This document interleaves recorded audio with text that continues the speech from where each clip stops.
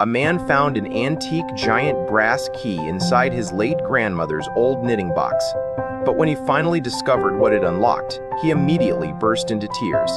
34-year-old Albert Rhines had recently inherited several boxes that once belonged to his grandmother, Eleanor. Most of them contained ordinary family items: old photographs, handmade blankets, recipe books, and sewing supplies.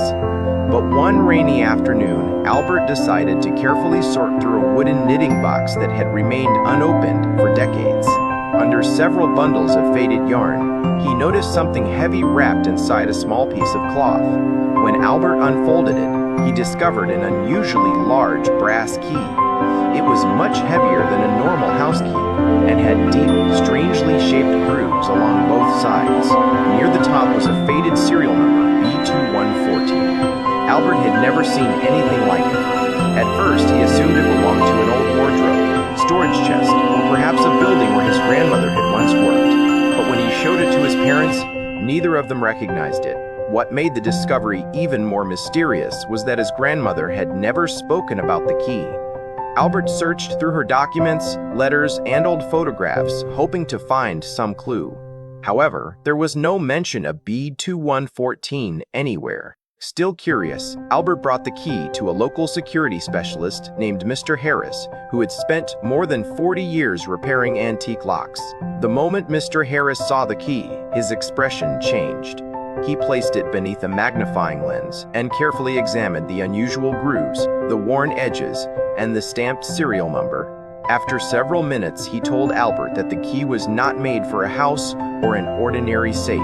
It appeared to be a master access key designed for a secure postal facility sometime during the 1950s. The number likely matched a private compartment or storage locker inside the building. Using an old city archive, Mr. Time, Harris helped Albert locate the only postal sorting center in the area that had used that type of locking system. The building had closed more than 30 years earlier. Albert immediately searched for the address and discovered that the abandoned postal center was still standing, although it was now being renovated into office spaces. The next morning, he drove nearly 2 hours to reach the site. When Albert arrived, most of the building was surrounded by temporary fencing. Construction workers were removing old walls and replacing broken windows. Albert explained the situation to the site foreman and showed him the antique key. At first, the foreman was hesitant. The basement was dusty, partially cleared, and not normally open to visitors. However, after examining the key and hearing about Albert's grandmother, he agreed to escort him inside.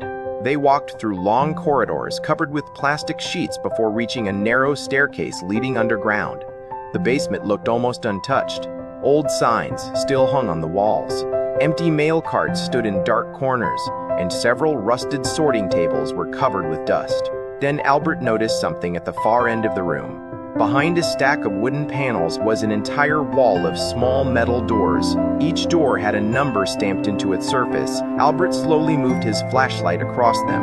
B27, B208, B208, B208. His heart began beating faster as the numbers continued. Finally, near the bottom of the wall, he found it.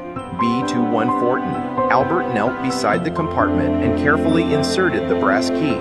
For a moment, nothing happened. Then he turned it slightly. A deep click echoed through the basement. The small metal door slowly opened. Inside was a bundle wrapped tightly in protective oilcloth. Albert carefully removed it and placed it on a nearby table. When he unfolded the covering, he discovered dozens of handwritten letters tied together with a faded blue ribbon. Every envelope was addressed to his grandmother, Eleanor. Most of the letters had been written between 1944 and 1952. Albert opened the first one with shaking hands. The letters were written by a young military officer named Thomas, who had known Eleanor before the end of World War II. Thomas later became a highly respected military commander, but the letters revealed a side of him that history had never recorded. He wrote about Eleanor's kindness, her encouragement, and how her letters had helped him remain hopeful during uncertain times. As Albert continued reading, he discovered that Eleanor had quietly assisted families who had lost contact with relatives overseas. She had helped redirect letters, organize addresses, and reconnect people through the postal center. The compartment was not hiding money, valuables, or a dark secret. It was preserving evidence of the lives his grandmother had quietly touched. Then Albert found one final envelope. On the front, Thomas had written, "For Eleanor's family, when the time is right." Inside was a short letter thanking her for helping dozens of people stay connected during one of the most difficult periods of their lives. It ended with the words, "Some heroes are remembered in history books. Others simply make sure no one feels forgotten."